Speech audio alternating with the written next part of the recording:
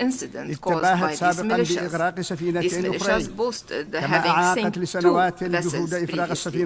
They also hindered for years the efforts to save the decaying ما يؤكد أن أعمالها الإرهابية ستظل تهديدا مستداما للأمن البحري. سيدات والسادة، منذ سنوات يواجه الاقتصاد اليمني تحديات معقدة، لكن الهجمات الحوثية الإرهابية على المنشآت النفطية عمقت من حدة الأزمة التمويلية على نحو غير مسبوق، وحرمت الشعب اليمني وحكومته من الإيرادات الرئاسية الموجهة لدفع الرواتب وتقديم الخدمات. إن الحرب الاقتصادية التي تشنها الميليشيات هي جزء من استراتيجية عدائية أوسع تهدف إلى إضعاف قدرة الحكومة على تقديم الخدمات الأساسية ودفع رواتب القطاع العام، ما يزيد من تفاقم الأزمة الإنسانية لأكثر من 14 مليون يمني. لذلك من المهم أن يستشعر المجتمع الدولي بشكل جدي الآثار الكارثية لهذه الأفعال الإرهابية، والمبادرة إلى تأمين البنية التحتية الحيوية وحماية سبل الشحن البحري في المرافق اليمنية، دعما لحق اليمنيين وحكومتهم الاستفادة من مواردهم الوطنية لتحسين أوضاعهم المعيشية. إن حماية شرايين الاقتصاد اليمني هو أمر ضروري ليس فقط للتعافي البيئي وبناء مستقبل، ولكن أيضا لاستقرار المنطقة وأمن الطاقة العالمي على المدى البعيد. لهذا تجدد الجمهورية اليمنية نداءها إلى المجتمع الدولي من أجل تقديم دعم عاجل وشامل لمواجهة الوضع الإنساني الكارثي ووضع الأسس للتعافي الاقتصادي طويل الأمد، ويشمل ذلك ليس فقط المساعدات الإنسانية الفورية لتخفيف المعاناة وآليات المساءلة الأقوى، خاصة في المناطق التي تسيطر عليها الميليشيات، ولكنها أيضا استثمارات أكبر في البنية التحتية والرعاية الصحية والتعليم والتنمية المستدامة وتعزيز القدرات الوطنية للحد من آثار المتغيرات المناخية التي خلفت مئات الضحايا وشردت الآلاف في غضون الشهرين الماضيين. إن تعافي اليمن ليس مجرد قضية وطنية، بل هي حاجة إقليمية وعالمية، حيث أن استقراره يعد أمرا حاسما للحفاظ على السلام وأمن المنطقة وطرق التجارة في البحرين الأحمر والعربي والممرات المائية المحيطة بها بما في ذلك قناة السويس. لقد قدرنا الدعم الدولي في الماضي، وسنواصل التعبير عن امتناننا لمسؤوليتكم الأخلاقية، وفي المقدمة تحالف دعم الشرعية بقيادة المملكة العربية السعودية ودولة الإمارات العربية المتحدة لتحقيق تطلعات الشعب اليمني بالاستقرار والسلام والازدهار وتوفير الموارد اللازمة لإعادة بناء مؤسساته ونسيجه الاجتماعي. السيد الرئيس، السيدات والسادة، يواجه الإقليم العربي اليوم امتحانا صعبا في معركة بناء الدولة واللحاق بركب التقدم الحضاري الذي تتخذ هذه الدورة هدفا لها. وكلما شهدت دول المنطقة تحولات حقيقية نحو التنمية والسلام والرفاه وتمكين شعوبها من حقوقها السياسية والاقتصادية والاجتماعية، أطلت قوى الشر بمشاريعها التخريبية يشجعها في ذلك التساهل الدولي تجاه الجماعات المارقة وداعميها الذين يفهمون ذلك على أنهم في الطريق الصحيح لتحقيق أهدافهم غير المشروعة.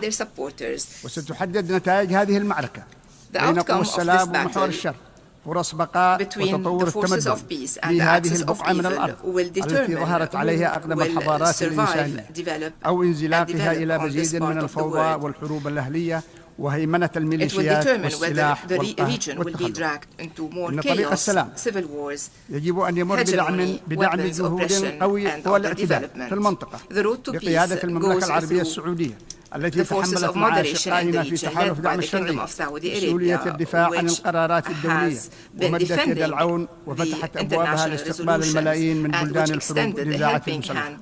لذلك يوضح التاريخ والمنطق لماذا نحن ممتنون لهذه البلدان، ولماذا يجب على العالم الاعتماد عليها لإرساء قواعد السلام والاستقرار وتعظيم فوائد شعوبنا من نمائها الاقتصادي والاجتماعي المذهل. وعلى هذا أيها السادة ينبغي أن تنتهي السرديات المغلوطة بشأن القضية اليمنية، خصوصا تلك التي تقلل من دور إيران وأسلحتها المزعزعة لأمن واستقرار اليمن والمنطقة والعالم. أيتها السيدات، أيها السادة، إن الحرب الإسرائيلية الوحشية على الشعب الفلسطيني on the Palestinian people should cease immediately. لأن ذلك هو مفتاح السلام This is the المنشود first step ومدخل to لرفع achieve القطاع عن peace ذرائع إيران and to ووكلائها لتأزيم eliminate الأوضاع Iran's في المنطقة. proxies, which are إن قصة escalating the المزايدة situation الإيرانية in the بالقضية region. الفلسطينية العادلة Iran has ليست been وليدة manipulating اللحظة the just وإنما هي Palestinian cause, تاريخ and من this did الابتزاز not come from والمواقف a vacuum. الدعائية It stems التي from a لم history of تقود blackmailing سوى إلى and of تعطيل مسار propaganda السلام only leading to والتفريط undermining the بمكاسب peace الشعب process الفلسطيني and وحقه reversing في the إقامة gains of the دولته Palestinian المستقلة people كاملة and السيادة. their right to وكما هو الأمر establish a بالنسبة fully للحالة sovereign اليمنية independent فإن state. الطريق The لإنهاء same معاناة holds true الشعب for الفلسطيني Yemen, ending لا the بد أن blood. يستند إلى إنفاذ And قرارات as is the الشرعية case for الدولية Yemen, ending the plight of the والمرجعيات ذات Palestinian الصلة people should be وعلى based وجه on الخصوص implementing the المبادرة international العربية solutions, للسلام. especially the وكما هو Arab الحال Nation بالنسبة initiative. للحالتين اليمنية والفلسطينية And as is the فإن case for السبيل both الوحيد Yemen and لردع العدوان Palestine, the الإسرائيلي only way to الغاشم deter على any لبنان wanton Israeli سيكون aggression on بموقف Lebanon حازم من will be المجتمع through a الدولي firm stance from ووحدة the international community and through the اللبنانية unity أنفسهم of all the واستقلال Lebanese قرارهم and وعدم their التدخل في independent شؤون decision بلدهم and the الداخلي non-interference واستعادة in their الدولة internal اللبنانية affairs so that the لقراري Lebanese state السلم can والحرب. recover the choice of السيد peace and الرئيس war.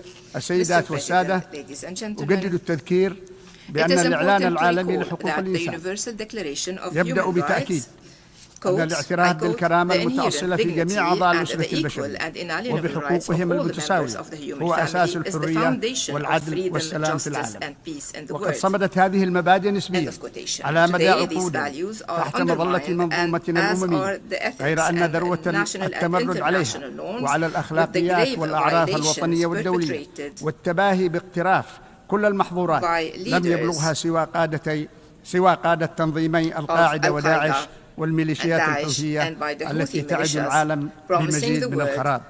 شكرا لكم والسلام عليكم ورحمة الله وبركاته.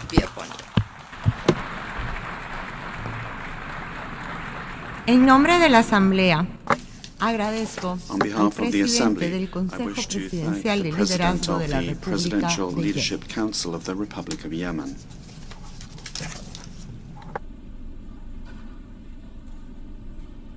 La Asamblea escuchará ahora un discurso The del Assembly will hear an address by His Excellency Brice Clotaire Oligui Nguema, President of the Transition and Head of State of the Gabonese Republic. I request protocol to escort His Excellency and invite him to address the Assembly.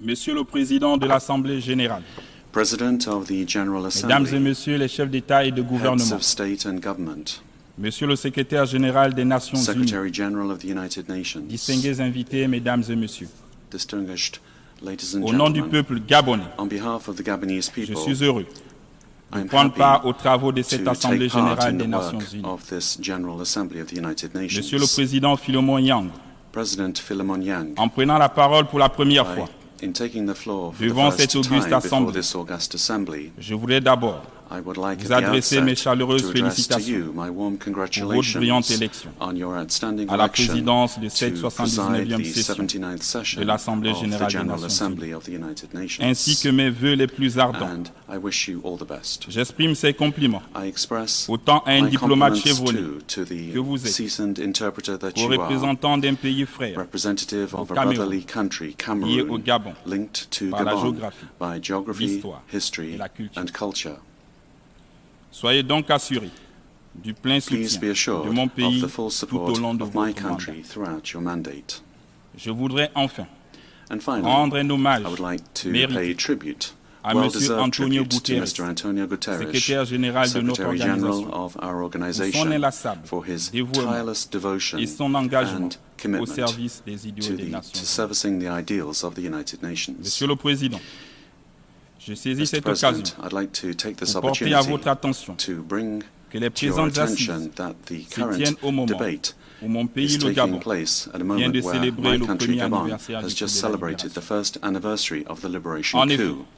Indeed, la marche vers la construction d'un Gabon nouveau, our path towards the jusqu'à ce jour, construction of a new a su Gabon tenir ses to date promesses, has been able to keep énoncées its à cette promises tribune lors de la that we dernière assemblée announced here générale, at the last general à savoir debate, namely la mise en place des the institutions de la establishment transition, of transitional institutions, la libération des the prisonniers release d'opinion, of prisoners of conscience, l'inclusivité permanente, permanent la tenue inclusivity, du dialogue the national holding inclusif, of an inclusive national la dialogue, rédaction d'une nouvelle the constitution. drafting of a new constitution. La prochaine étape The next est step l'organisation du is to référendum organize dans les the prochains mois, referendum in the coming l'adoption months, du code électoral and the et adoption la of an révision electoral du fichier code électoral, and a revision conformément of the au chronogramme electoral adopté register lors du in dialogue accordance national with the inclusif. timetable adopted during the inclusive Toutes ces national avancées, dialogue. All of this soutenues par le progress, peuple gabonais, supported by the people of participe Gabon, grandement à un retour progressif contributes à l'ordre to constitutionnel, a progressive return to à our travers une élection constitutional libre, order through free, transparente et transparent, apaisée and dans peaceful les délais elections as soon immédiats. as possible. Outre les points sus évoqués, Apart from these des réformes points that I have significatives just ont été outlined, engagées significant reforms dans have les been secteurs qui undertaken touchent in sectors directement au that développement humain. directly affect human Les development. routes, les centres de santé, Roads, healthcare les centers, écoles, schools, le retour des a bourses scolaires, return to l'ouverture school des concours grants, aux grandes the écoles, opening up of le dégel competitions des for our major recrutements universities, et le lifting paiement of des the arriérés des recruitment pensions. freeze and the Tout payment ceci of en pension respectant nos arrears, all of engagements à this l'international. respecting our international commitments at the same time. C'est pour moi l'occasion And de remercier this l'ensemble des is the partenaires, opportunity for me to les thank pays all of amis our partners, et les bailleurs de friendly fonds, countries and nationaux et donors internationaux, of national qui and nous international accompagnent dans ce funds processus that de have la accompanied transition, us in this en transition dépit des process, difficultés despite qui le the caractérisent. difficulties of the process. Mesdames et messieurs, Ladies and gentlemen, la présente Assemblée générale, the current dont la thématique General est Assembly l'unité dans la is diversité pour focusing l'avancement on de the la paix subject unity and et du diversity for développement the durable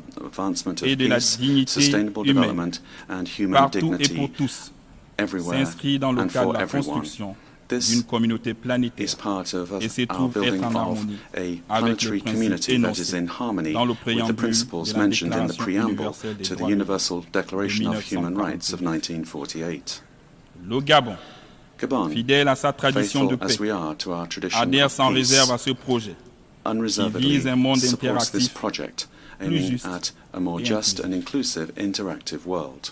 Au lendemain du coup de la On libération the du day 30 after août the liberation 2023, coup of the 30th of August qui s'est réalisé 2023, sans effusion de that sang, was carried out without nous avons bloodshed, prôné we advocated pour la préservation for de the la paix preservation of et peace de l'unité and for nationale, national en unity faisant appel à toutes by les forces appealing vives de to la nation, all stakeholders of the quelles que nation, soient leurs origines, whatever their origins, leurs their croyances beliefs, ou leur statut or their social, social status, dans les efforts visant à construire un in Gabon an effort to build plus équitable a et plus fairer prospère. and more prosperous Gabon.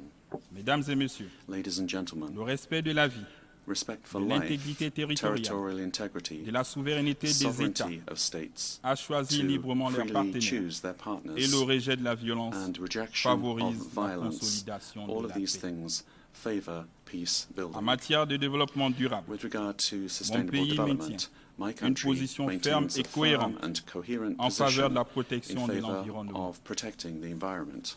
Je rappelle I would like to que recall depuis plusieurs that années, for several years le now, Gabon a dédié 13 Gabon parcs has nationaux dedicated au 13 service national de parks to l'humanité, the service of humanity, contribuant ainsi thus à contributing l'absorption to the de plus de 100 absorption millions of de more than tonnes 100 nettes million net de CO2 tons par of an CO2 et à la per year, préservation des and espèces menacées. the preservation of threatened Néanmoins, species.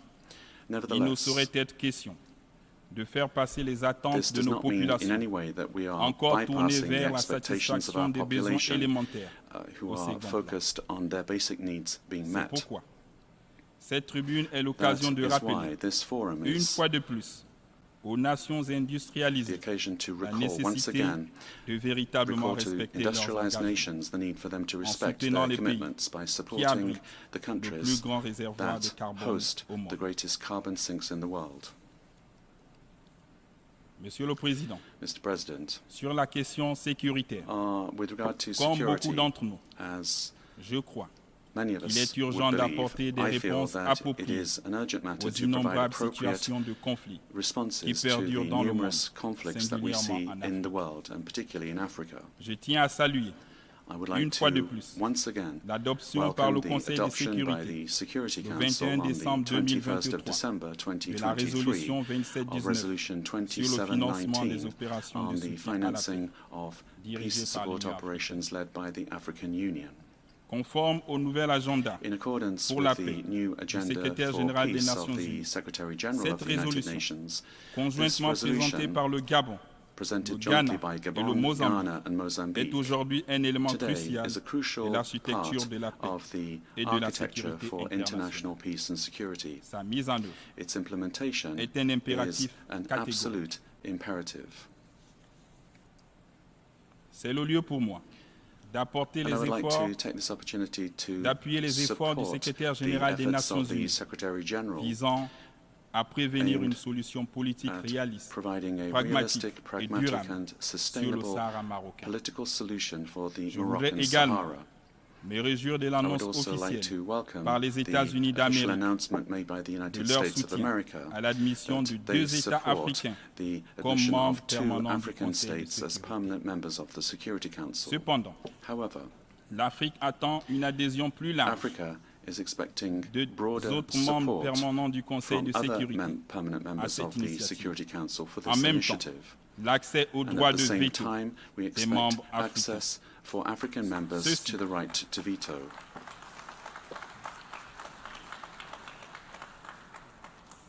Ceci ne serait que justice pour notre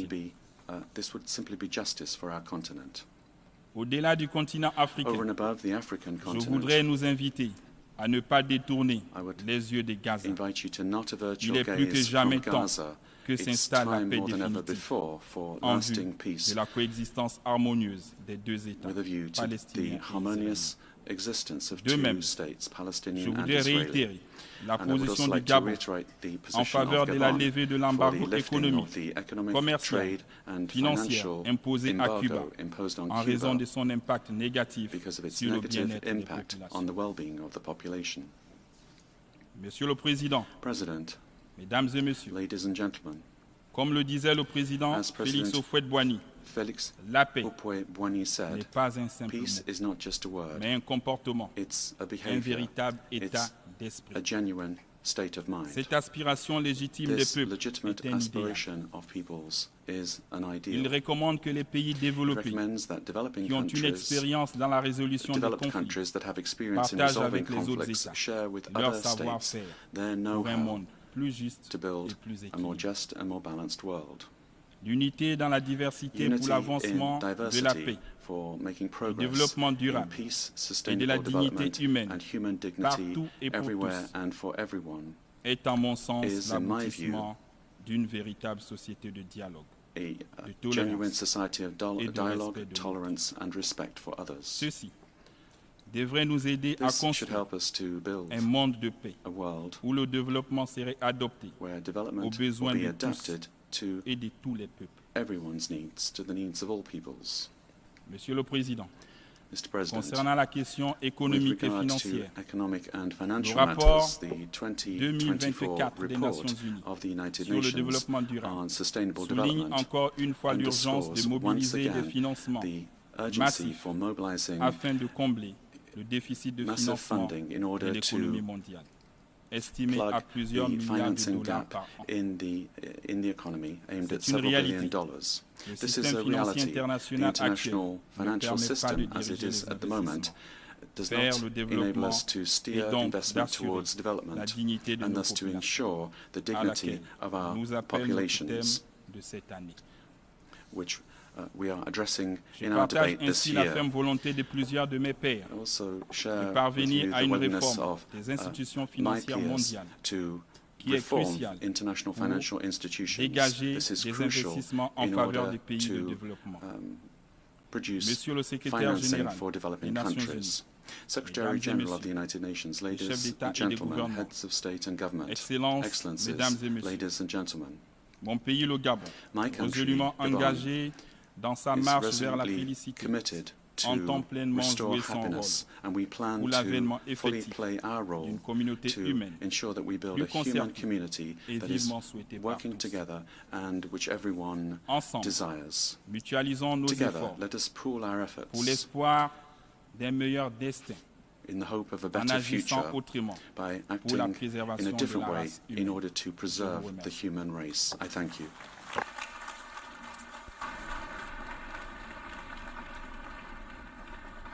En nombre de la Asamblea, on behalf of the agradezco Assembly, al I presidente wish de to la thank the transición y jefe President de of the Estado de la Transition and República Head of State Gabonesa. of the Gabonese Republic. Seguidamente, la Asamblea escuchará The un Assembly will discurso hear del an address excelentísimo by señor His Excellency Faustin Touadéra, presidente de la Touadéra, República Head of State of the Central Centroafricana. African Pido a Republic. I protocolo que request acompañe protocol a to su escort His excelencia, Excellency a quien invito and a invite him dirigirse to a address la the Asamblea. Assembly.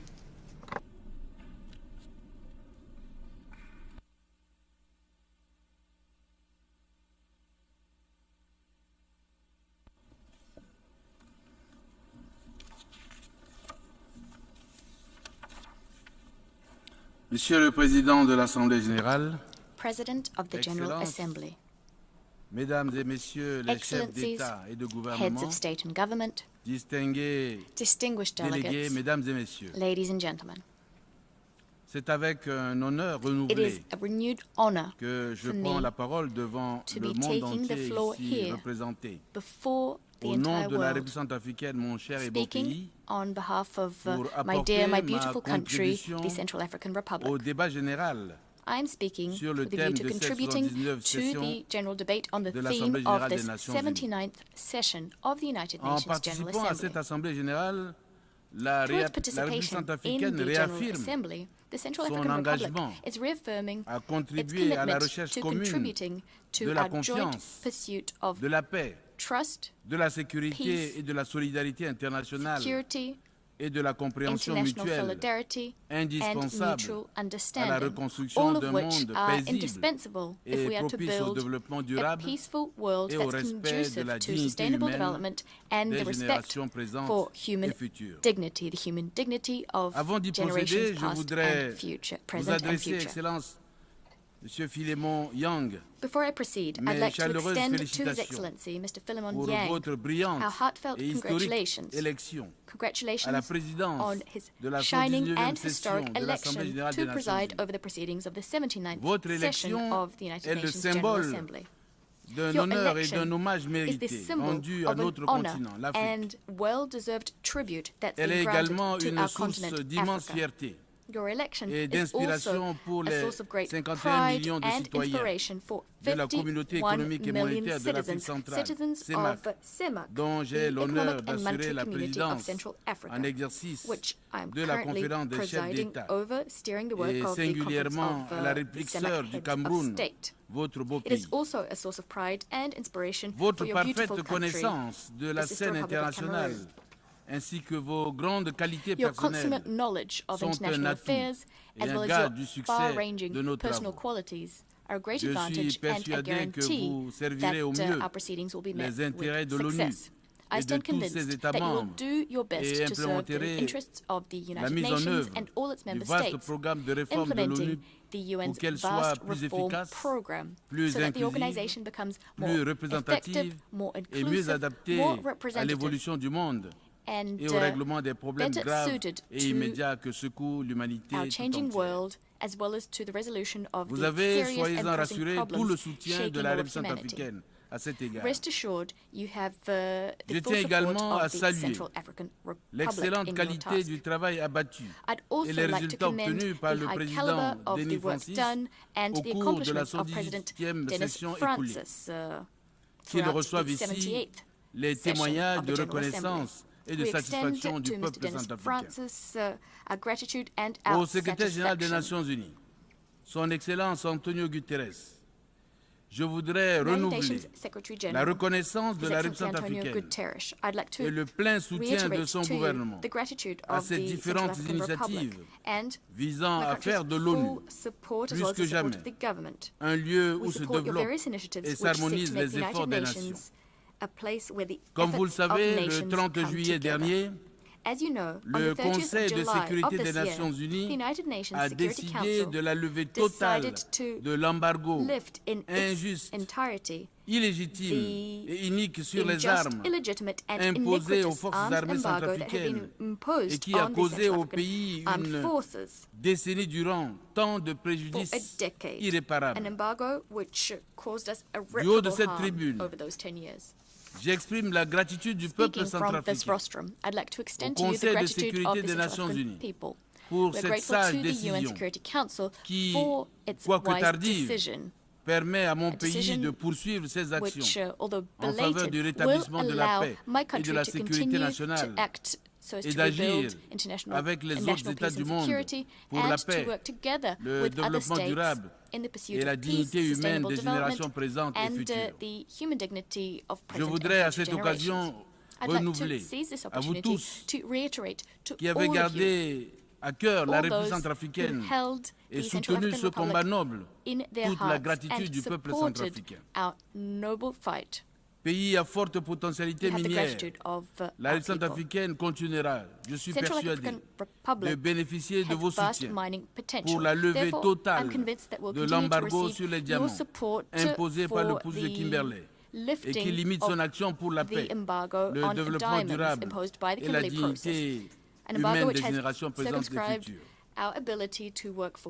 Monsieur le Président, le thème de cette 79e session de l'Assemblée générale, à savoir ne laisser personne de côté, agir ensemble pour la paix, le développement durable et la dignité humaine des générations présentes et futures, contient des recommandations particulièrement importantes qui seront d'un grand poids dans les décisions, dans les discussions pour la réforme de l'architecture mondiale de la paix et de la sécurité et pour l'atteinte des objectifs de développement durable. La paix, nous le savons, est inexorablement liée au développement durable. Malheureusement, alors que nous nous rassemblons chaque année dans cette grande maison du monde ou dans d'autres circonstances aussi importantes les unes que les autres, le monde continue à être confronté à de graves menaces existentielles, devenant ainsi de plus en plus instable et vulnérable.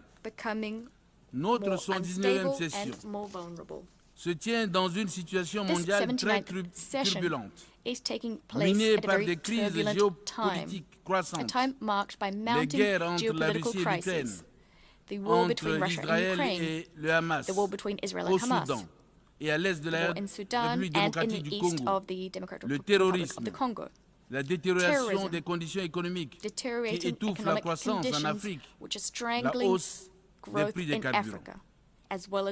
Convaincu que seul le dialogue peut mettre durablement fin à un conflit, la République centrafricaine exhorte les parties en conflit dans les différentes régions du monde à privilégier le dialogue et la diplomatie afin de trouver une solution à tous les désaccords à l'origine de ces conflits et sauver de milliers de vies humaines. En République centrafricaine, la situation sécuritaire au cours de l'année 2024 est relativement stable. Le pays se prépare à renforcer son ancrage démocratique par l'organisation prochaine des élections municipales et régionales jamais réalisées depuis 4 décennies. Dans cette perspective, des mesures spéciales sont prises pour mettre hors d'état de nuire les groupes armés résiduels qui, ne pouvant plus contrôler une portion du territoire, se livrent à des actes de grand banditisme, à l'exploitation illégale, ainsi qu'au trafic trop frauduleux des ressources naturelles dans le but d'acquérir des matériels et équipements militaires.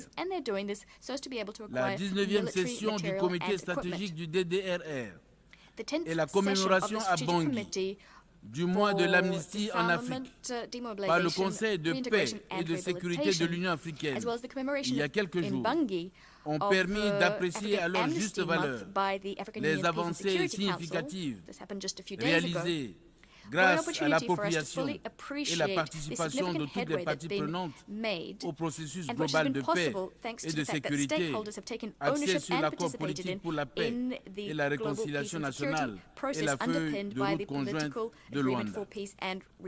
En dépit de ces avancées, la République centrafricaine fait face à de nombreux défis, en particulier la construction des casernes pour la mise en garnison des unités dans les zones de défense plus proches des menaces, l'acquisition des matériels et équipements militaires au profit des forces de défense et de sécurité. Monsieur le Président, le changement climatique, avec ses effets dramatiques tels que les inondations meurtrières, la sécheresse et les gigantesques incendies observés dans le monde entier présentent des risques qui vont de l'insécurité alimentaire et hydrique et de la concurrence pour les ressources naturelles à la perte des moyens de subsistance ainsi qu'au déplacement des populations. Ces risques interdépendants et en cascade peuvent avoir des implications importantes pour la paix, la sécurité et le développement à travers les continents. En Afrique subsaharienne, épicentre des crises humanitaires, les catastrophes environnementales ont entraîné cette année plus de 1000 morts et 4 millions de réfugiés climatiques, ainsi que des dégâts matériels inestimables, particulièrement au Tchad voisin, où le bilan des victimes s'est alourdi après des jours de fortes pluies qui ont provoqué des inondations généralisées et contraint à des évacuations.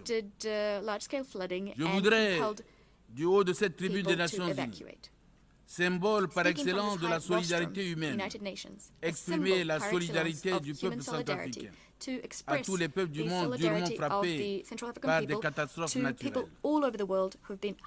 Dans ce monde tourmenté par des conflits sanglants, menacé périodiquement par des phénomènes météorologiques meurtriers et dévastateurs, seuls les pays en développement, rendus pauvres par des siècles d'esclavage, de colonialisme et de néocolonialisme, caractérisés par l'ingérence protéiforme dans leurs affaires intérieures, de l'injustice dans les rémunérations des prix des matières premières, de fortes conditionnalités imposées par l'architecture financière internationale, assistent impuissants aux défis sécuritaires, financiers, économiques, alimentaires et environnementaux. Les promesses de financement en faveur des pays vulnérables tardent à prendre forme et les mesures d'atténuation prises à l'occasion des COP face à la montée inquiétante de la température changent comme la météo au gré des intérêts politiques, géopolitiques et géostratégiques des grandes puissances. Conscient de la dangerosité du phénomène climatique, mon pays a mis en place des politiques sectorielles dont l'efficacité dépend en partie des financements climatiques encore aléatoires. La République centrafricaine exhorte l'ONU à œuvrer davantage en faveur de la mise en œuvre du Nexus Climat, paix et développement par la création d'une synergie entre adaptation climatique et consolidation de la paix afin d'absorber de manière holistique les vulnérabilités liées au changement climatique ainsi que la fragilité et les risques de conflit. Monsieur le Président, le monde se rapproche dangereusement du gouffre. L'architecture actuelle de paix et de sécurité de l'ONU est soumise à des pressions énormes. Les raisons évoquées par l'Afrique au soutien de sa demande légitime de réforme du Conseil de sécurité et d'un droit de veto sont irrésistibles. Un pas vient d'être franchi par les États-Unis d'Amérique qui soutiennent la création de 2 sièges permanents pour l'Afrique au Conseil de sécurité des Nations Unies et d'un siège tournant pour les petits pays insulaires en développement. Cette proposition est certes louable, mais au regard de l'évolution du monde, l'Afrique, longtemps laissée de côté, ne doit se complaire dans une telle proposition qui ne peut s'analyser autrement que par un déni perpétuel du droit de veto. Il est également temps d'accélérer la réforme de la gouvernance de l'architecture financière internationale pour remédier aux inégalités architecture, mobiliser so les to remedy financements inequality, adéquats pour to atteindre mobilize les ODD, adequate funding for the achievement of the répondre aux besoins de SDGs, to financement des meet the pays en financing développement, needs of developing countries, réformer la mise en to be œuvre able to et le respect reform des accords the implementation multilatéraux of and compliance sur l'environnement, with multilateral afin de environmental concrétiser agreements, notre ambition commune de which will protéger help la us planète. to make our common ambition Monsieur le of Président, protecting the planet a reality. Les démographes Mr. estiment President, qu'en 2050, demographic la estimates moitié indicate de la that jeunesse in mondiale 2050, vivra en half Afrique of the world's global et la youth moitié will des live in 54 Africa. pays africains auront Also, vu half leur of population quasiment Africa's doubler. 54 countries would have Je seen their salue populations le almost pacte de double. l'avenir I auquel sont applaud the annexés pact for the le pacte future, numérique mondial as well as the Global et les Digital Compact déclarations sur les and the générations Declaration futures on Future adoptées lors du Generations sommet de l'avenir. annexed there too, Il est all of temps which were d'accélérer la mise en œuvre des adopted at the ODD Summit of the Future. dans le domaine de la It is high science, time that we de la speed up the technologie, implementation of the de SDGs l'innovation in the following et de la areas: coopération science, digitale, technology, avec innovation, un accent sur and digital l'équité, cooperation. les droits et We should do l'universalité. this whilst stressing Aujourd'hui, equity, les rights, and jeunes, universality. agents essentiels d'un changement positif Young people et today contributeurs importants are au développement key durable, agents of au positive respect des change. droits de l'homme, They can make an à la important paix et à la contribution to sécurité sustainable mondiale, development, respect font for human face rights, à as un well as certain global nombre de peace and vulnérabilités security. qui And yet empêchent young la people réalisation de are leur plein vulnerable potentiel for a number et à of l'exercice reasons. de leurs droits fondamentaux. This is preventing young people Nous devons from donc realizing their full nous potential engager and à exercising transformer their fundamental rights. les niveaux It d'investissement en therefore faveur des behooves us jeunes, to des femmes, des pledge filles to et des personnes transform vivant avec investment handicap in young people, afin de in garantir women, un avenir girls, meilleur and pour persons tous. with disability, so as En to ce qui concerne la guarantee république a centrafricaine, better future for us all. l'ambitieux plan national de développement pour la période As for the Central African Republic, our 2024-2028 ambitious établit un meilleur équilibre 2024-2028 national entre les development besoins plan et intérêts des strikes a générations better présentes balance et between the futures needs and interests of en present retenant and comme future l'un de ses axes generations. stratégiques It does this le by making développement du capital human humain. capital development one En of the plan's terminant, strategic Je pillars. souhaite que l'esprit qui a To conduit à la conclude, création de I l'ONU hope that the spirit that continue prompted sans the relâche establishment of the United Nations d'exercer son will influence tirelessly prevail, et aider à créer un climat thereby qui helping to permettra create de a résoudre fertile le atmosphere problème for des resolving the atteintes problems à la paix et à la plaguing sécurité internationale, international peace and au développement security, durable d'une manière sustainable satisfaisante pour toute development, l'humanité. and this for the benefit Je of vous all remercie. humanity. I thank you. Au nom de l'Assemblée générale, je remercie Monsieur On le behalf of the Président de la Assembly, I wish to République thank the centrafricaine. head of the state of the Central African Republic.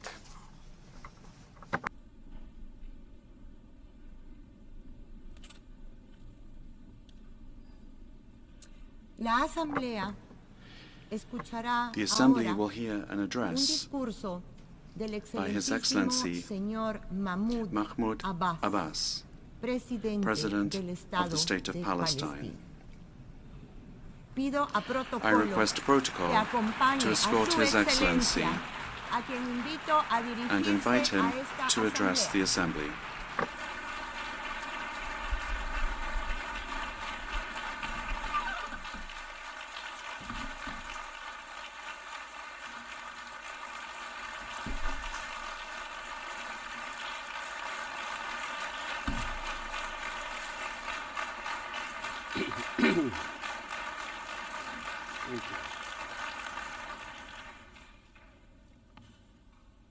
لن نرحل We will not لن leave. نرحل We will not leave. لن نرحل We will not leave.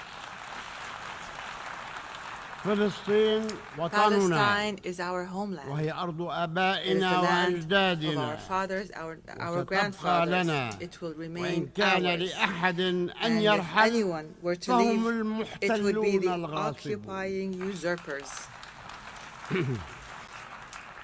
بسم الله الرحمن In the name of الرحيم. God, most gracious, most merciful. السيد فيليمون يانغ Mr. Philemon رئيس Yang, President الجمعية of the العامة General للأمم Assembly of the المتحدة United Nations, السيد أنطونيو Mr. غوتيريش Antonio Guterres, الأمين Secretary العام General للأمم المتحدة of the United Nations, السيدات والسادة Ladies and رؤساء gentlemen, وأعضاء الوفود heads and members of الحضور delegations, الكريم esteemed السلام guests, عليكم peace and ورحمة God's الله blessings وبركاته. be upon you all. آتي إليكم اليوم I come to you today وشعبي يتعرض As منذ my سنة people, and تقريبا for ولا almost a year زال now, لجريمة are من أبشع subjected جرائم to one of the العصر most heinous crimes of our era حرب شاملة وإبادة جماعية تشنها إسرائيل دولة الاحتلال جريمة ذهب ضحيتها حتى الآن أكثر من 40,000 شهيد في غزة فقط ولا يزال الآلاف تحت الأنقاض كما جرح أكثر من 100,000 آخرين حتى هذا اليوم والأمور تسير وأبيدت مئات الأسر الفلسطينية بأكملها وشطبت من السجل المدني أكثر من 100 عائلة شطبت من السجل المدني لم تعد موجودة كما فقد الآلاف أرواحهم بسبب انتشار الأمراض والأوبئة ونقص الدواء والماء فضلا عن أن أكثر من 2,000,000 فلسطيني في غزة نزحوا من بيوتهم لمرات عديدة بحثا عن الأمان من عمليات القتل الممنهج التي ينفذها جيش الاحتلال الإسرائيلي ومع استمرار الحرب العدوانية لا يزال يقتل كل يوم العشرات ويجرح أضعافهم من أبناء شعبنا المكلوم في قطاع غزة وفي الضفة الغربية وفي القدس ولست هنا بصدد الرد على أكاذيب رئيس الوزراء الإسرائيلي في خطابه أمام الكونغرس الأمريكي في شهر يوليو الماضي حين زعم أن جيشه لا يقتل المدنيين الأبرياء في غزة فبالله عليكم من هو إذن الذي قتل أكثر من 15,000 طفل من 40 ومثلهم من النساء والشيوخ من أبناء شعبنا ولا زال يقتل بربكم أجيبوني أوقفوا هذه الجريمة أوقفوها الآن أوقفوا قتل الأطفال والنساء أوقفوا حرب الإبادة أوقفوا إرسال السلاح لإسرائيل لا يمكن لهذا الجنون أن يستمر إن العالم بأسره يتحمل المسؤولية إزاء ما يجري لشعبنا في غزة وكذلك في الضفة الغربية التي تتعرض لعدوان إسرائيلي يومي متواصل وحملة استيطان شرسة يبنون في كل مكان في فلسطين كلها لهم وإرهاب من عصابات المستوطنين ترعاه وتدعمه الحكومة الإسرائيلية وجيش الاحتلال الذي يهدم مئات المنازل في أرض دولة فلسطين إضافة إلى ما تتعرض له القدس عاصمتنا الأبدية من حملات التهويد والعدوان على المدينة ومقدساتها ومعالمها لتغيير الوضع التاريخي والقانوني its historic and legal status. لقد خرج علينا مؤخرا We've recently heard وزير إسرائيلي إرهابي يدعو لبناء كنيسة Israeli minister calling for building a temple in the Al-Aqsa Mosque. We must condemn and stop this reckless minister and those like him who want to set fire a fire of religious conflict and strife that will burn everything in its way. The Aqsa Mosque and its surroundings, ladies and gentlemen, is the exclusive property of Muslims. This has been endorsed by a resolution taken by the League of Nations in 1930. This was a resolution by the League of Nations, and we will accept nothing else regardless of the circumstances. Ladies and gentlemen, لقد حذرنا مرارا وتكرارا أمام جمعيتكم الموقرة بأن الأوضاع في أرض دولة فلسطين المحتلة تنذر بالانفجار وها هي تنفجر.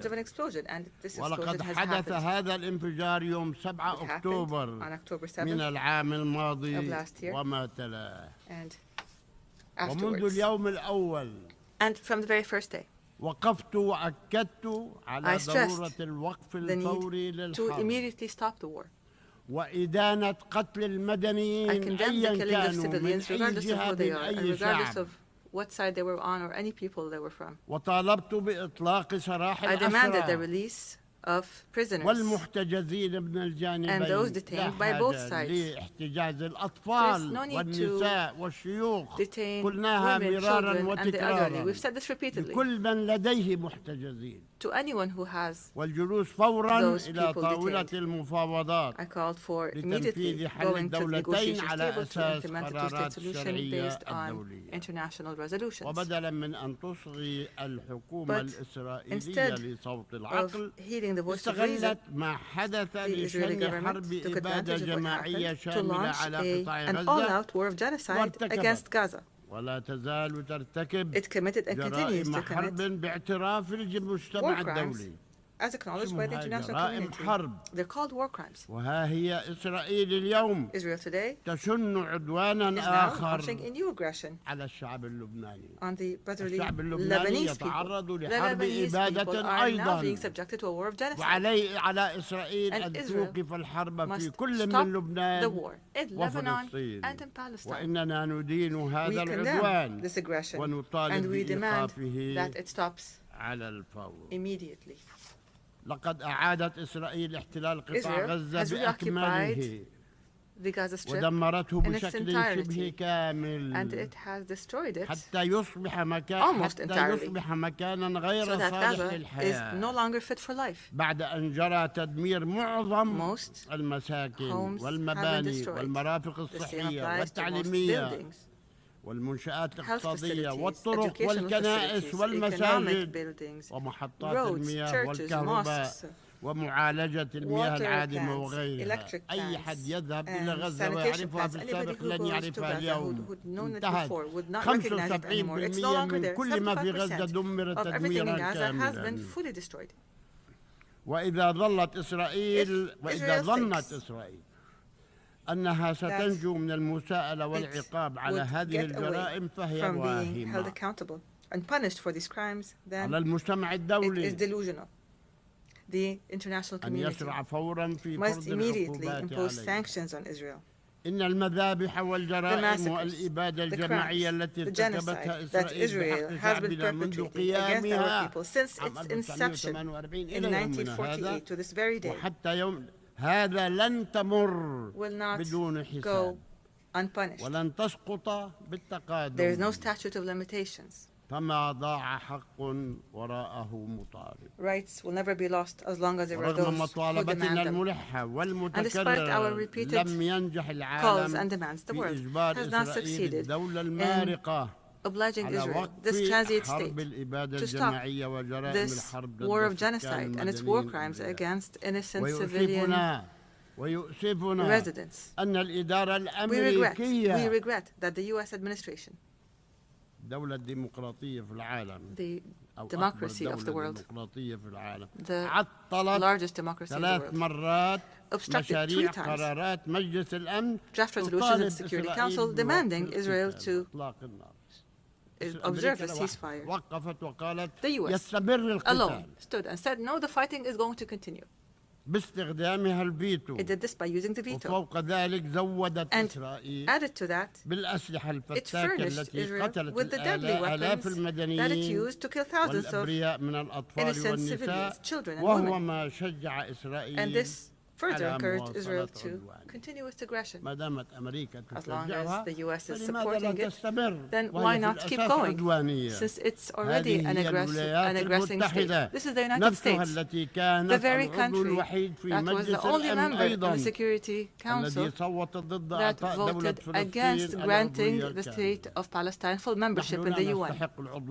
We don't deserve membership in the eyes of America, so they use the veto against it. I don't understand how the United States could شعبنا وتصر على حرمانهم من حقوقهم المشروعة في الحرية والاستقلال كباقي شعوب العالم 194 دولة احنا مثلهم. أيتها السيدات والسادة، إن إسرائيل التي ترفض تنفيذ قرارات الأمم المتحدة غير جديرة بعضوية المنظمة. وإسرائيل التي يقول مندوبها في هذه المنظمة إنه يجب إزالة مبنى الأمم المتحدة.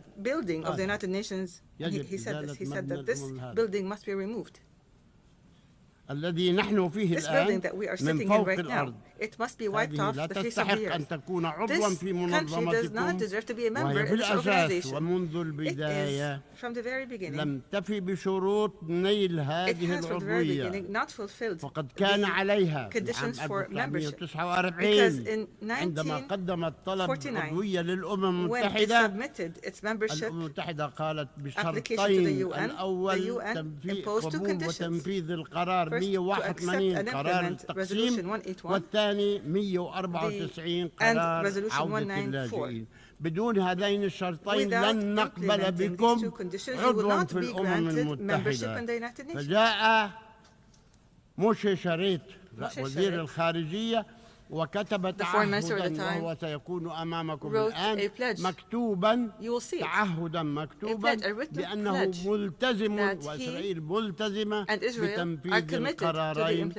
ومنذ 49 إلى يومنا هذا لم يحصل شيء. نحن سنقدم طلب للجمعية العامة من أجل هذا الموضوع، وكما يقال: وإن عدتم عدنا وإن عدتم عدنا. إذا لم يتراجعوا سنفعل الأكثر في ذلك. أغتنم الفرصة اليوم لأشيد بالدول الأعضاء في الأمم المتحدة التي صوتت بأغلبية أكثر من الثلثين لصالح مشروع القرار الذي تقدمت به دولة فلسطين، مدعومة بعدد كبير من الدول الصديقة والشقيقة، باعتماد الرأي الاستشاري التاريخي الذي صدر ب 19/7/24 عن محكمة العدل الدولية لإنهاء الاحتلال الإسرائيلي غير الشرعي لدولة فلسطين خلال فترة حددتها 12 شهرا. لأول مرة هناك تاريخ محدد نطالب بتنفيذ هذا البند بالذات، بما في ذلك الوقف الفوري للضم وللأنشطة الاستيطانية وتفكيك المستوطنات القائمة وإخراج المستوطنين من أراضي الفلسطينية. عندنا 600,000 مستوطن قاعدين عنا Palestinian territories. There's 600,000 settlers and they're living on our land. Why don't they go back to their homes? وجبر الضرر وتعويض الفلسطينيين عما لحق بهم من جراء السياسات غير القانونية وممارسات الاحتلال وغيرها من المسائل العديدة التي جاءت في فتوى المحكمة and many other such issues that were mentioned in the ICJ's advisory opinion. We want what the ICJ stated and what the entire world accepted in the General Assembly with a vast majority تفوق الثلثين. That far exceeds a إننا نعول كثيرا على قراركم. هذا الذي يجسد الإرادة الدولية ومبادئ القانون الدولي وعلى الآليات التي اعتمدت في هذا الشأن لضمان التنفيذ. نتمنى هذا القرار من 1000 قرار التي اتخذت بحق الشعب الفلسطيني منذ 48 لليوم ولم ينفذ منها قرار. إنني أشعر اليوم بالامتنان أيضا، وأنا أرى هذا التحول الكبير في مواقف الدول الأعضاء في الأمم المتحدة، وهي تؤيد الحق الفلسطيني في الحصول على الدولة المستقلة والاعتراف بها ومنحها العضوية الكاملة في المنظمة الدولية، أسوة ببقية شعوب العالم التواقى الحرية والمحبة للسلام. إنني وباسم الشعب الفلسطيني In the name of the Palestinian people, I thank you for the support. I thank you for your support of what is right, of justice, to achieve peace in our region. I call upon you to apply the laws of international law according to responsibilities and sovereignty. We don't ask you for more than you can do. We ask every state to give us their support within the realm of its responsibility and sovereignty. I also express our gratitude and appreciation for the demonstrations that spoke against the genocide in Gaza and that supported Palestinian rights that have been taking place throughout the world, including the American people. And I acknowledge the American people are marching in the streets in these demonstrations, and we are grateful to them. We appreciate what is happening in European countries and the noble supporters that come to Palestine, risking their lives as Israelis attack them. And here, I would like to make special mention of the Turkish-American martyr Aisha Noor, killed by the occupation army in cold blood. I say to those, the Palestinian people will not forget your honorable stand. We will remember you proudly when the occupation is eliminated and when our people enjoy freedom and independence. Ladies and gentlemen, recently there was much talk about the next day, the day after. What shall we do on the day after? What is our policy for the day after? And I say to you, the day after the end of the war in the Gaza Strip, I take this opportunity today to give you our view of what is needed immediately and on the day after the war ends. This is our proposal. We propose it to you. You can accept it, you can change it, you can amend it. We are ready for all that. First of all, الوقف الشامل والدائم لإطلاق النار في قطاع غزة والاعتداءات العسكرية وهجمات المستوطنين الإرهابيين ضد الغربية والقدس الشرقية. ثانيا، إدخال المساعدات الإغاثية بصورة عاجلة ومنتظمة وبكميات كافية، لأن غزة لا يوجد فيها شيء من الماء إلى غير ذلك، لا يوجد شيء. هم بحاجة إلى كل شيء. And they need everything. وإيصالها لمناطق قطاع غزة كافة. ثالثا، الانسحاب الإسرائيلي الكامل من قطاع غزة ورفض إنشاء مناطق عازلة أو قطاع أي جزء من أراضيه. قطاع غزة كله على بعضه 7 كيلو في 40 كيلو. Gaza is only 7 kilometers by 40, and Israel wants to cut it up. It wants a serious peace there, and we will not allow a single centimeter of Gaza to be taken. We demand that we stop the forced displacement inside the Gaza Strip or outside the Gaza Strip. We demand the return of those displaced to their homes or to have هو تهجير أهل الضفة وأهل القطاع، هؤلاء لمصر وهؤلاء إلى الأردن. نحن رفضنا، الشعب الفلسطيني رفض، الحكومات الأردنية والفلسطينية مشكورة قالت لن نسمح بأي تهجير للفلسطينيين من أراضيهم. رابعا، حماية الأونروا والمنظمات الإنسانية من التعسف الإسرائيلي وتوفير الدعم السياسي والمادي لها كي تتمكن من أداء دورها وتقديم خدماتها للاجئين الفلسطينيين إلى حين عودتهم إلى ديارهم. إنشاء الأونروا هو أن تقوم بواجبها حتى يعود اللاجئون، وكل يوم إسرائيل تجد عذرا لتقنع الآخرين بأنه لابد من إنهاء مهمة الأونروا. خامسا، توفير الحماية الدولية للفلسطينيين على أرض دولتهم من مختلف. لأن نحن لا نحارب إسرائيل وليس لدينا الإمكانية أن نحارب إسرائيل وليست لدينا الرغبة أن نحارب، ولكن على الأقل نريد حماية أولادنا وأهلنا ونسائنا، نريد حماية. سادسا، تولي دولة فلسطين مسؤولياتها في القطاع لتمارس ولايتها الكاملة عليه بما في ذلك المعابر الحدودية وعلى رأسها معبر رفح الدولي mandate on it and jurisdiction on it, including the border checkpoints, especially the Rafah international border between Egypt and Palestine, as part of a comprehensive plan.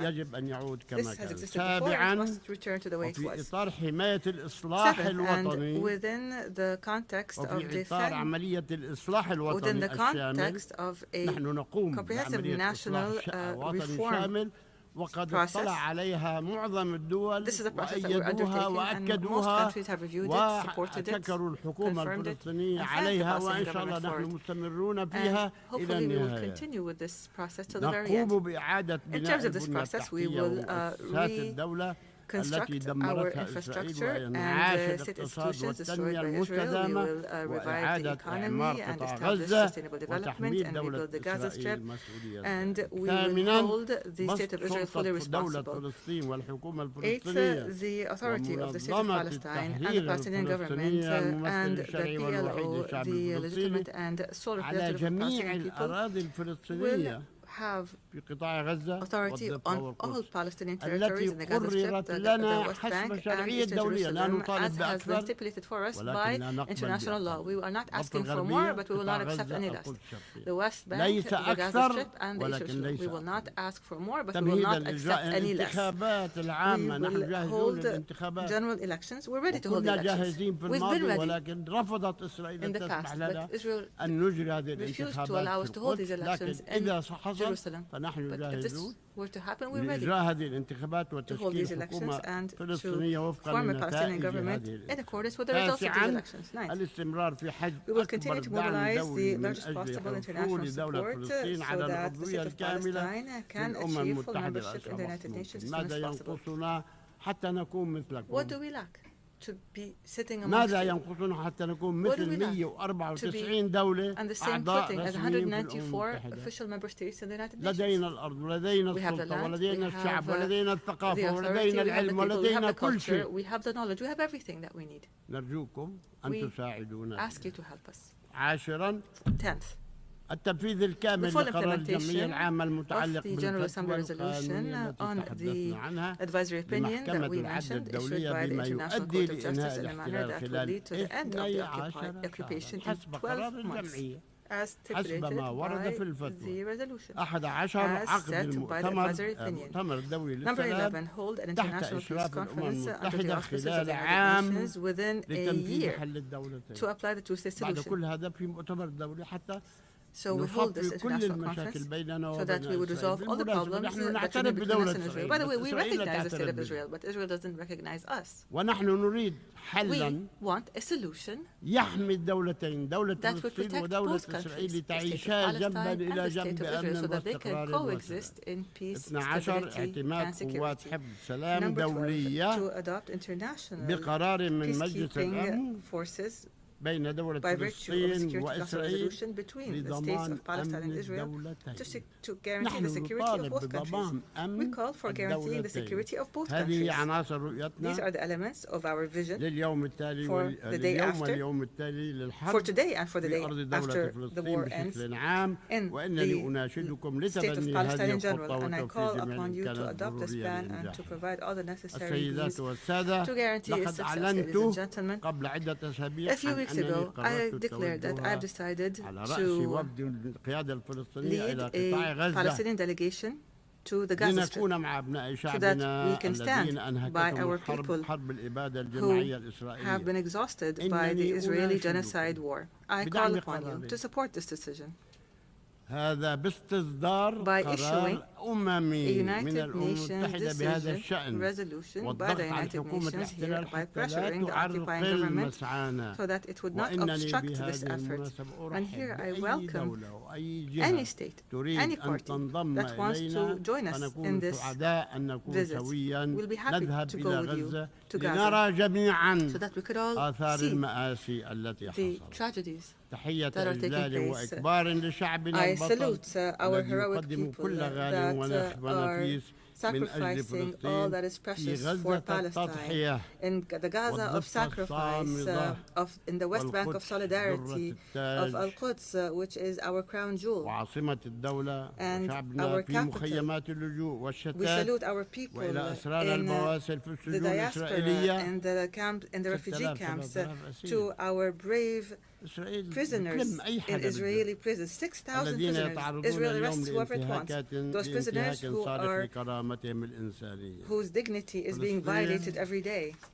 Palestine will be free. It will be free despite anyone who objects to that. Our people will live on the land of their fathers and grandfathers as they have done for more than 6,000 years. They will continue their legitimate struggle for independence. The occupation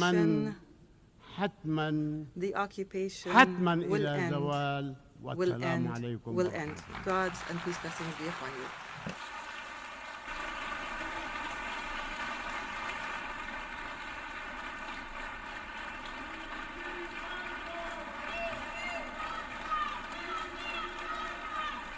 En nombre de la Asamblea General, agradezco On behalf of the Assembly, I wish to thank the President of the State of Palestine. La Asamblea escuchará The Assembly ahora will hear an address by His Excellency Señor Adama Barrow, Mr. Adama Barrow, President of the Republic of the Gambia. Pido a I protocolo request que protocol acompañe a su to escort His excelencia, Excellency a quien invito a and invite dirigirse a la him to Asamblea. address the Assembly.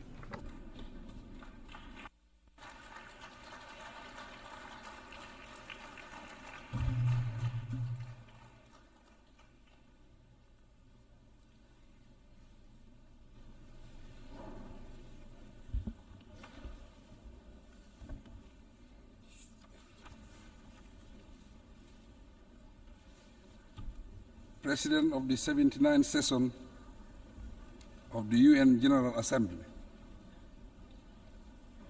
Secretary General Mr. Antonio Guterres, Your Majesties and Excellencies, Heads of State and Government, Heads of Delegation, distinguished delegates, ladies and gentlemen, it is an honor for the Gambia to participate in the 79th session of the United Nations General Assembly and to engage in meaningful dialogue with global leaders and partners on the vision of shaping a more prosperous future for humankind. Your Excellency, Mr. President, allow me to express my heartfelt congratulations to you on your assuming the role of President for the 79th session.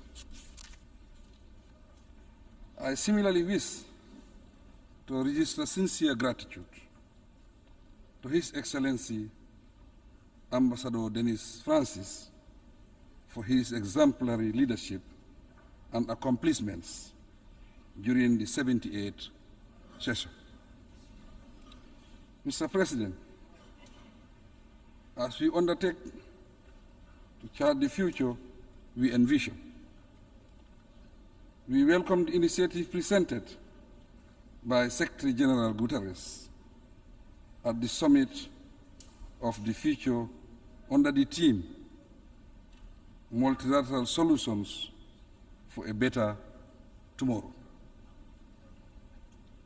My delegation firmly believes that the path to a better tomorrow lies in multilateralism and closer international cooperation. Through our collective responsibility and inclusive participation, we can decisively confront and overcome our challenges and bottlenecks. The high-level summit of the future has determined that human actions are largely responsible for the challenges we face today. Therefore, it is within our power to ably address the disasters that continuously trouble our nations. To succeed, however, the international community must recommit to implementing the resolutions of the Summit of the Future to tackle such critical global challenges as climate change, poverty, transitional crimes, and conflict. These incidents underscore the urgent need for comprehensive reforms within the United Nations system, particularly the UN Security Council and the international financial institutions. We must equally strive for a more representative, just and inclusive United Nations to shape the world we so dearly want.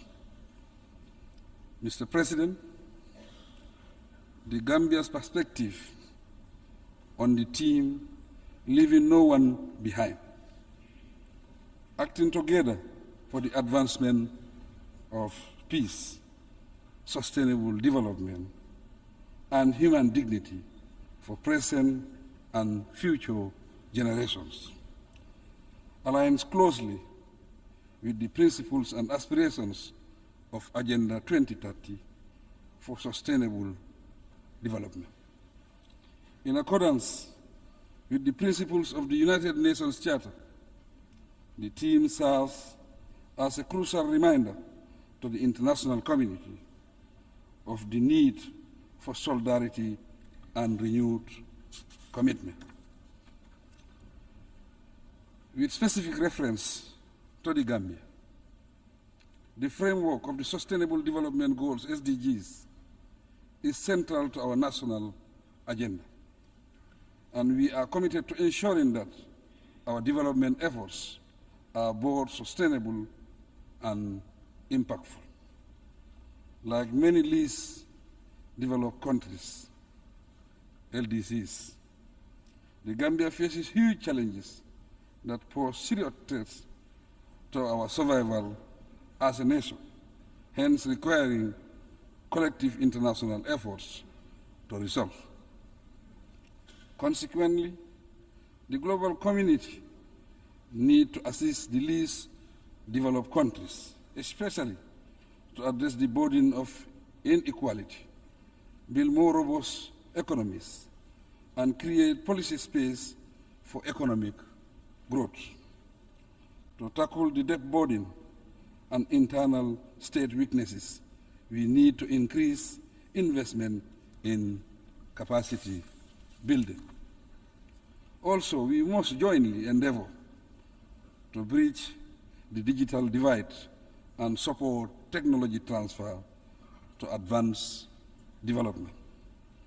Mr. President, we live in a world with widening inequalities, thus suppressing the weak and making the conditions of the poor worse, grossly violates the expressed ideals and spirit of the Summit of the Future. The Gambia is fully committed to the global call for gender equality and recognizes the indispensable role women play in socio-economic development. We firmly believe that empowering women translates into community empowerment and ultimately inclusive development. For these reasons, my government places great emphasis on women's rights, and we are dedicated to protecting and empowering women. As President, I will continue to ensure that women and girls are protected and given the necessary space to contribute meaningfully to our national development agenda.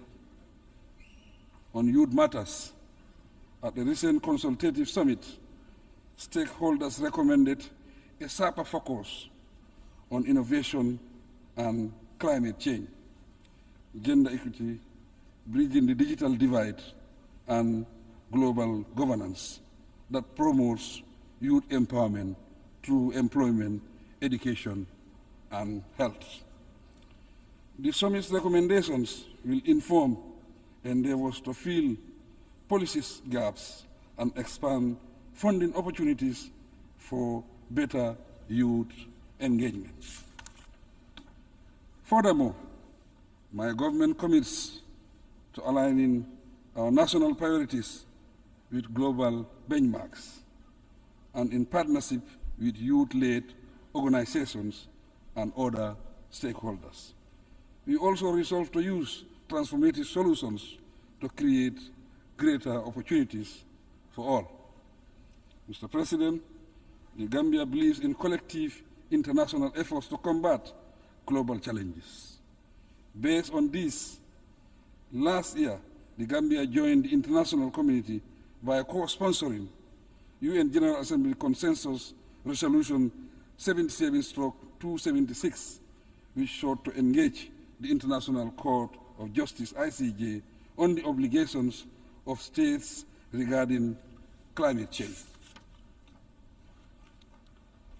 Last August, the Gambia submitted its written statement to the ICJ, and we look forward to participating in the oral hearings later this year in The Hague.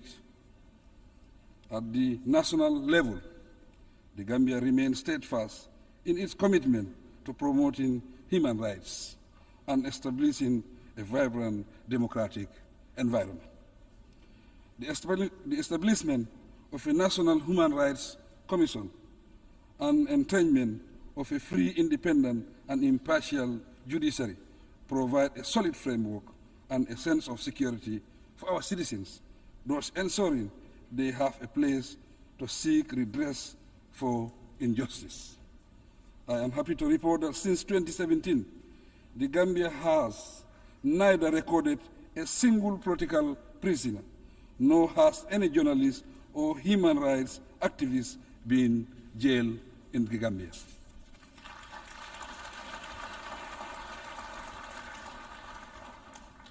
Proudly too, in August 2024, the Gambia was recognized as one of Africa's leading defenders of freedom of expression and ranked third in Article 19's Global Expression Report 2024.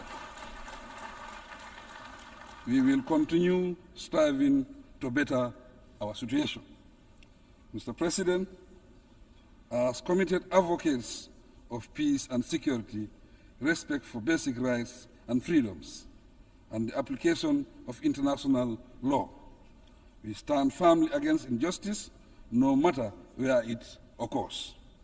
No doubt, as a nation of peace, guided by democratic principles, we have learned valuable lessons to act upon and share. With the help of the international community, we are steadily taking steps to bring closure to the saga of the victims of dictatorship in our country. So far, we have successfully managed the transitional justice and reform processes. Moving forward, we count on your support in the next critical stages of ensuring justice, reconciliation, reparation where necessary. The Gambia will continue advocating preventive approaches to peace building to avert future conflicts. Once again, I take this opportunity to express our appreciation of all the support the UN Peacebuilding Commission has been extending to us. Mr. President, the ongoing conflicts in Palestine, Sudan, the Sahel, Ukraine and Russia, the Democratic Republic of Congo, Libya, and other conflict zones demand the international community's immediate intervention. We must explore all diplomatic means to restore lasting peace worldwide and free all innocent people, particularly women and children, from the calamities of war. We call on the international community to prioritize support for the post-conflict reconstruction of Gaza and the improvement of economic conditions in the West Bank, even though the situation in that region is extremely serious. The intense destruction of lives and property continues.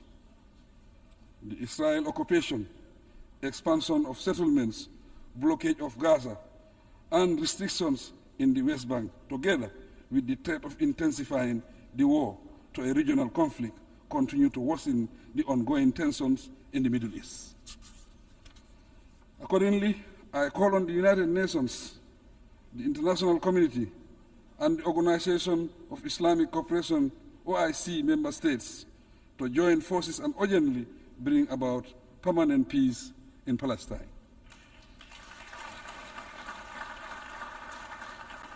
Through recognized structures, I am, as chair of the OIC, committed to stepping up efforts and exploring every possible diplomatic and peaceful channel to resolve the Middle East crisis. The OIC has been very active, and under my leadership will continue to promote and pursue peace in that region. Our common objective is to create a situation wherein Israel and Palestine coexist in peace and security under a two-state arrangement and within the recognized pre-1967 borders. With the sustained support of the OIC, the Gambia has stood as a beacon of hope for the oppressed Rohingya Muslims of Myanmar. Despite relentless efforts over the past 5 years, the oppressive regime of Myanmar has intensified its oppressive campaign through forced exile and unspeakable acts of violence.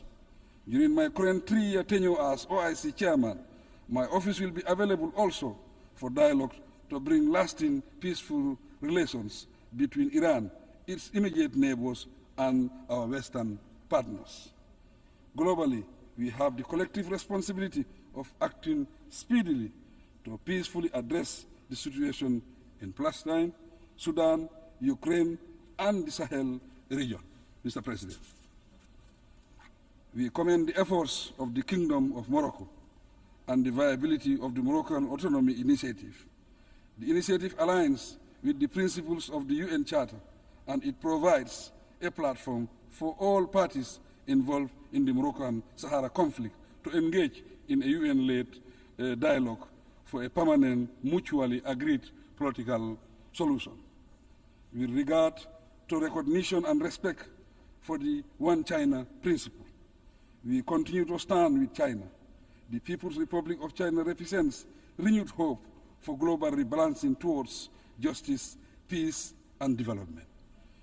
China's generous support to its southern neighbors through its numerous development cooperation initiatives has proven usefully impactful and strategic.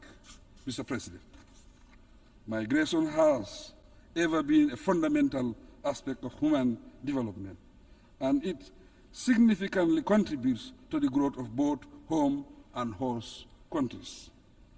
The international community should address migration in a regulated manner and decriminalize it. Indeed, human beings should not risk losing their lives in pursuit of a better future.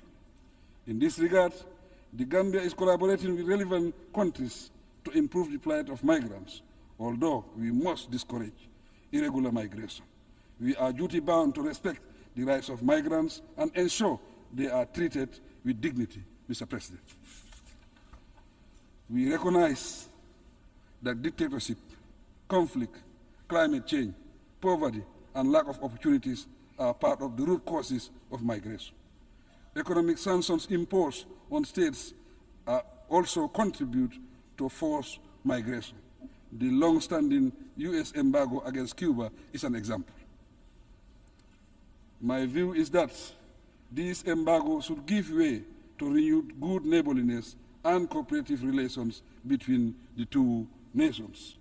The international community should address inequality and compassion and fulfill the commitment to the official development assistance pledge made by donor countries. As regards the original countries of migrants, we must uphold the ideals and principles of democracy, good governance, and wise resource management approaches, Mr. President. In conclusion, the international community must prioritize diplomacy, dialogue, and mutual understanding as we confront challenges of global concern. I also urge the private sector to collaborate with our governments in taking concrete actions towards our common goals. Simple yet impactful steps, such as supporting local initiatives, promoting inclusive policies, and engaging in global partnerships, can make a significant difference in the world order. Despite the challenges we face, there is immense potential for positive change through collective endeavors. Let us embrace a message of hope, resilience, and optimism for the future. Together, we can create a world where peace, sustainable development, and human dignity are not mere dreams, but a reality for all. I thank you for your kind attention. En nombre de la Asamblea, on behalf of the Assembly, I wish to thank the President of the Republic of the Gambia.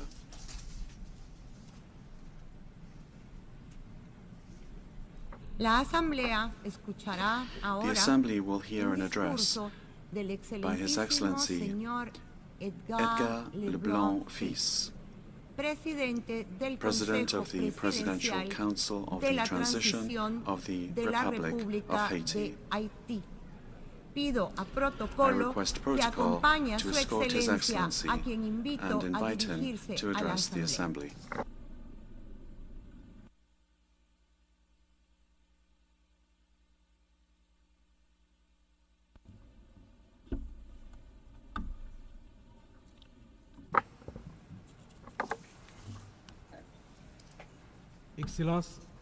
Excellencies, President of the General Assembly, Monsieur le Secrétaire Général des Nations Unies, Secretary General of the United Nations, Excellences, Excellences, Mesdames, Messieurs les chefs d'État et de Heads gouvernement, of State and Government, Mesdames, Messieurs les chefs de Heads délégation, of Delegation, distingués délégués, distinguished delegates, chers compatriotes, dear compatriots, j'ai l'immense honneur I have the de immense représenter honor ici à la tribune de to l'Assemblée represent générale des here Nations Unies at the un General carrefour Assembly particulier de of the son United histoire, Nations, le peuple haïtien, the Haitian digne people at et a fier, particular crossroads qui in malgré our les history. tempêtes de tous We ordres are a a proud toujours people, su se relever. despite all of the Première difficulties, république we've noire du always been monde, able to lift Haïti ourselves porte up. dans ses The entrailles first la black republic fierté in the d'une world, lutte héroïque Haiti pour is la proud liberté et la of its dignité heroic humaine. fight for freedom Elle and se human trouve dignity. aujourd'hui Today, à un carrefour we décisif. find ourselves at a C'est donc decisive avec le poids de cette crossroads. histoire It is et with the l'espoir weight d'un of this avenir history on meilleur our shoulders that we que je have a m'adresse à hope vous for a better en future. appelant à la solidarité This is how I agissante address you today, de la communauté calling for internationale. solidarity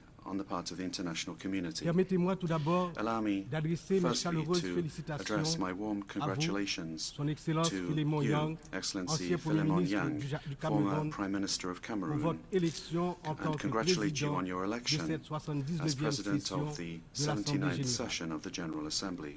Haïti se tient fermement à vos côtés Haiti stands et vous firmly assure by de your tout son side, soutien and we assure you tout au of long our de votre full mandat support throughout your afin de mandate faire de cette in session order to un ensure succès that this pour session l'ensemble de la will be a communauté success internationale. for the entire international community. Qu'il me soit permis aussi de saluer l'excellente qualité I du would also travail like accompli to au cours de la indicate 78e the session par exceptional votre quality prédécesseur, of Son the work Excellence, of your predecessor Monsieur Denis at the Francis 78th session, de His Trinité et Excellency Mr. qui Dennis a su Francis of conduire Trinidad and les travaux Tobago, avec dextérité, who sagesse conducted work with et dexterity, leadership, and Je wisdom. saisis I également would cette also like to occasion take this pour opportunity exprimer au nom to du peuple express on haïtien behalf of the toute Haitian notre people gratitude à vous, Monsieur our le Secrétaire gratitude to Général you, Antonio Secretary Guterres, General Antonio pour votre Guterres, visite en Haïti, for your visit votre to présence sur notre Haiti, sol your et presence votre soutien on our soil, indéfectible and à your notre unfailing démarche support for auprès du Conseil our de request to the sécurité, Security Council, notamment pour renforcer la police in nationale particular with d'Haïti. regard to reinforcement of the Vos récentes national police in interventions en faveur Haiti, d'Haïti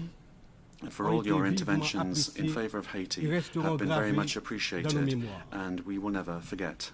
Je tiens à exprimer